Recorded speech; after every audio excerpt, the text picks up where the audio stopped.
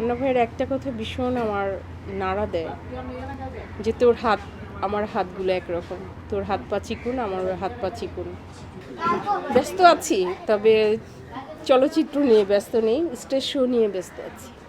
এটা তো একটা আনন্দের কারণ। যদি আমার সাথে আমার ভক্তরা ছবি না তুলতো, তারা কথা না বলতো, তাহলে আমি কিসের শিল্পী, আমি কিসের নাসরিন? তারা যখন আমার সাথে ছবি তুলে তখন আমি গর্ববোধ করি যে হ্যাঁ আমি নাসরিন, আমাকে মানুষ ভালোবাসে, আমাকে চিনে।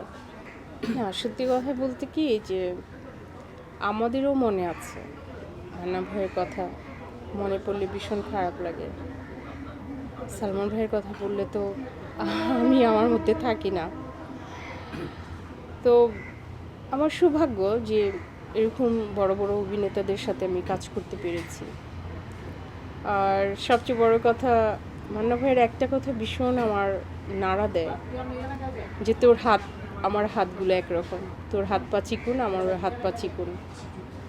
আর তুই যখন তোর সাথে আমি যখন অভিনয় করি, তখন তোর অভিনয় দেখে মনে হয় কি আমি অভিনয় শিখি।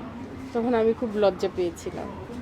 ভাইয়া কি বলেন, এগুলো বলেন না, আপনি কত বড় শিল্পী। বলেন না না, তুই যেভাবে অভিনয় করিস না, তখন সত্যি সত্যি মনে হয় বোন, মানে শিল্পী মনে হয় না, মনে হয় কি যে তুই আমার সত্যি সত্যি বোন। তোকে দেখে আমার ভিতর থেকে ভালো এক্সপ্রেশন বের হয়।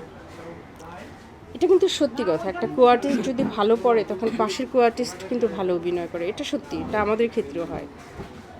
তো এই কথাগুলো আসলে কত বড় মনের মানুষ হলে এইভাবে কথা বলতো, তখন তো আমরা তার সামনে কিছুই না। দেশে দেশে সবার সাথে দ্য নিউজ।